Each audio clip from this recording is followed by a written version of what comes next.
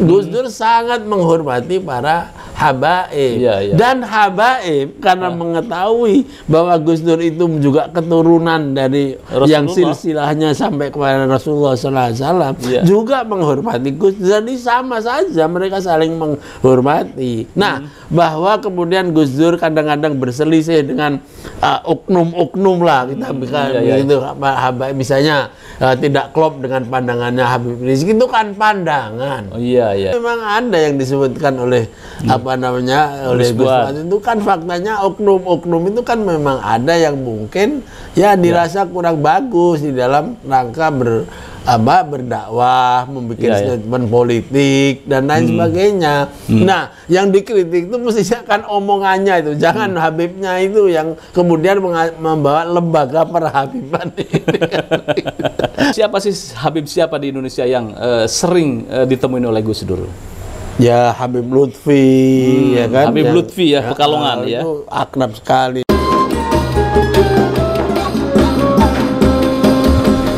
Assalamualaikum warahmatullahi wabarakatuh. Waalaikumsalam warahmatullahi wabarakatuh. Pemirsa pada Suara TV, kita akan membahas tentang ini, Prof. Hikam.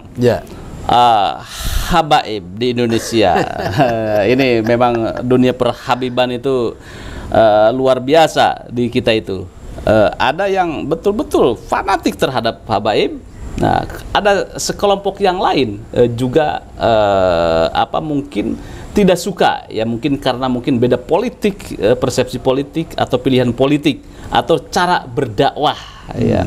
Sehingga di bawah kita lihat ada beberapa kejadian yang tidak diinginkan lah. Nah, begini Prof, Anda kan sahabat Gus Dur lah, banyak berkecimpung dengan Gus Dur. Bagaimana sih Gus Dur itu melihat seorang Habib? Dan bagaimana mungkin pengalaman Prof. Hikam ketika bareng-bareng bersama Gus Dur ketika bersilaturahmi atau bertemu dengan para habaib? Ya begini Mas ya, kalau saya sih tidak bidangnya berbicara mengenai Habib ini, saya khawatir kualat saya kalau sudah soal ini. Tetapi kalau pertanyaannya pengalaman saya dengan almarhumlah Gus Dur, maka saya mencoba untuk melihatnya dari sisi bagaimana soal kehidupan kultural NU ini, dan salah satunya di dalam menyikapi masalah Habib ini. Nah, saya bisa memulai dari pengalaman saya pribadi sebagai orang yang lahir dan besar di lingkungan NU dan kemudian alhamdulillah bergaul dengan almarhumlah Gus Dur. Nah, bagi saya pengalaman saya bahwa NU itu secara kultural, secara life world, artinya pandangan dalam, itu memang sangat kental dengan penghormatan terhadap Ahlul Bait. Ahlul Bait itu Rasulullah SAW dan keluarganya. Nah, oleh karena itu hampir tidak mungkin melepaskan NU ya, dan pandangannya yang menghormati Ahlul Bait. Ya mungkin ada yang ekstrim, ada yang setengah ekstrim, ada yang biasa-biasa, tetapi soal penghormatan terhadap para habaib itu sudah tidak bisa dilepaskan dari kultur NU. Hanya bagaimana spektrumnya saja. Ya misalnya keluarga saya di rumah waktu saya kecil itu, kalau sudah ada seorang Habib datang ke rumah, itu kita punya apa saja seolah-olah itu memang sudah haknya beliau Habib itu. Apapun itu kan ya. Walaupun saya itu ya secara yang namanya masih anak-anak ya, kadang-kadang ya kritik juga, tapi saya malah dimarahi oleh orang tua saya. Ini adalah keturunan Rasulullah SAW, dan itu membentuk karakter bahwa kita mencintai segala sesuatu yang kemudian dekat dengan Rasulullah SAW, apalagi ajaran-ajarannya. Nah, kemudian itu ditambahi dengan keilmuan. Jadi menghargai habaib itu bukan hanya memberikan apa saja yang diminta oleh habaib, tetapi juga belajar dari beliau. Siapa tahu para habib yang datang di kita ya untuk kita temui itu memang mempunyai kelebihan-kelebihan, bukan saja soal kemampuan mereka, tetapi juga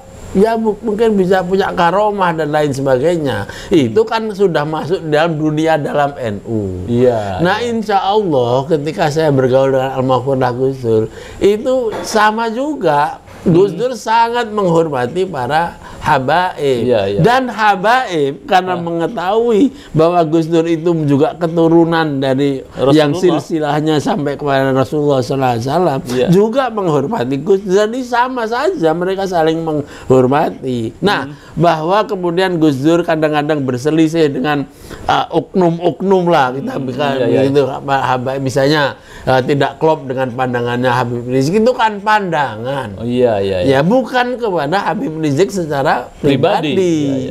Nah, itu yang menurut saya pelajari dari almarhum Gus Dur. Saya kan juga punya Mas teman-teman yang juga keturunan Rasulullah yang dipanggil Habib. Ya sebagai teman saya ya teman saya, tapi saya tidak mungkin tidak menghormati sebagai satu dunia dalam, karena saya ini kulturnya masih kultur Nahdlatul Ulama. Nah, saya tidak tahu di kultur yang lain, barangkali di tempat yang lain dia kan cuma manusia biasa saja, bla bla bla. Ya silahkan saja, tapi juga jangan ganggu penghormatan saya kepada para habaib. Hanya saja saya tidak masuk dalam penghormatan yang berlebih-lebihan, misalnya tadi itu ya. Mungkin saya kadang-kadang bisa bercanda, bisa mengkritik dan lain sebagainya, pandangan-pandangan yang mungkin tidak cocok dengan saya. Jadi bagi saya apa yang diteladankan oleh Gus Dur itu ya konsisten aja dengan kulturnya, dan dengan cara begitu Gus Dur bukan tampil sebagai orang yang arogan atau yang sok apa namanya membenci ini membenci itu atau berlebih-lebihan dalam menghormati Habib. Enggak juga. Gus Dur menghormati bahwa itu adalah suatu keharusan di dalam dunia dalam Nahdlatul Ulama, karena berdasarkan ajaran-ajaran yang diberikan oleh para alim ulama yang sejak dulu, dan memang itu sesuatu yang baik. Ya. Prof, ada apa pengalaman unik gitu ya antara pertemuan Gus Dur dengan seorang Habib, pernah Anda temui? Ya, saya pikir ya tadi itu ya saling menghormati tadi itu loh kan. Ya kadang-kadang kan Gus Dur juga ketemu dengan para Habib sendiri, kadang-kadang ya gojek, kadang-kadang ya juga apa namanya saling mengkritik dan lain sebagainya. Tapi umumnya Gus Dur kalau bertemu dengan beliau-beliau itu ya saling apa ya saling menghargai, bahkan ya seringkali menggunakan bahasa Arab yang kadang orang lain gitu ya nggak tahu ya. Tetapi kan ada juga Habib yang dengan Gus Dur kan juga jadi bawahannya kan juga ada. Misalnya Habib Alwi Syihab. Kan beliau pernah jadi bawahannya Gus Dur, jadi menterinya kan begitu. Iya kan, jadi ya dalam posisi begitu ya kalau fungsinya sebagai bawahannya ya bawahannya di partai juga apa namanya termasuk bawahannya kan begitu. Ya misalnya ya Gus Dur yang tidak cium tangan lah sama Pak Alwi Syihab gitu, padahal ya Habib. Tapi jadi penghormatan itu penghormatan yang bersifat kultural ya, dan bersifat apa sangat pribadi sebagai penghargaan sebagai keturunan Rasulullah SAW. Tidak pernah menghilangkan apa namanya prinsip Gus Dur bahwa manusia itu sama saja, equality, humanistiknya Gus Dur juga ada. Nah, balance atau perimbangan seperti itulah yang diinginkan oleh para pendiri Nahdlatul Ulama. Begitu. Siapa sih Habib siapa di Indonesia yang sering ditemuin oleh Gus Dur? Ya Habib Lutfi, ya kan. Habib Lutfi ya, Pekalongan ya. Itu akrab sekali. Saya aja pernah disuruh oleh Gus Dur mengantar sopirnya dulu pulang ke Jombang, terus mampir di rumah Habib Lutfi, jadi tidur di Habib Lutfi ya, entah berapa puluh tahun yang lalu, saya sudah lupa itu. Ya kemudian ya kalau ke Jawa Timur juga ada Habib-Habib yang sering ketemu Gus Dur, dan ya begitulah ya, yang muda, yang tua, yang setengah tua juga kayak begitu. Gus Dur kan memang orang yang sangat tawaduk ya terhadap apa namanya para Habib yang beliau hormati. Kalau ada cerita bahwa banyak habaib juga yang mencium tangan Gus Dur, itu bagaimana? Saya nggak tahu lah ya soal kayak gitu. Tapi kan mungkin saja ya Mas ya. Wong apa namanya, orang menghormati ya kan. Iya, Memang ya tergantung orangnya sendiri kan, tidak ada yang memaksa soal kayak begitu itu. Iya Kan. Kalau saya ya tentu kalau sama Gus Dur tidak mungkin tidak cium tangan. Ya pemirsa, ini obrolan-obrolan ringan tentang bagaimana pengalaman Prof Hikam bersama Gus Dur ketika bertemu dengan seorang habaib, terutama habaib di Indonesia yang sering dikunjungi atau sering bertemu dengan Gus Dur adalah salah satunya Habib Lutfi ya. Dan beliau, kata Prof Hikam, itu sangat akrab. Dan saya juga melihat ketika Gus Dur masih sugeng atau masih hidup, banyak di media pemberitaannya bertemu dengan Habib Lutfi. Malahan ada pemberitaan bahwa Habib Lutfi pernah mengijazahi salah satu doa ke Gus Dur. Mungkin Prof Hikam mungkin ada bocorannya. Mungkin saja. Ya makanya ada kasus seperti yang dialami oleh Gus Fuad Pleret.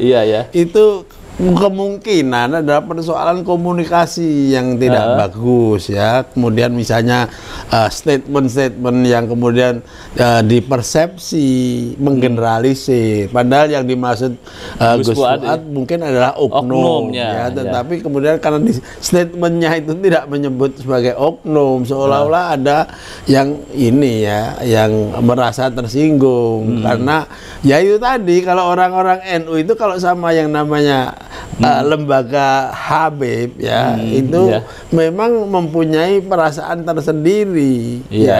Hanya memang kan spektrumnya tadi, ada yang eksesif atau berlebihan, ada yang enggak.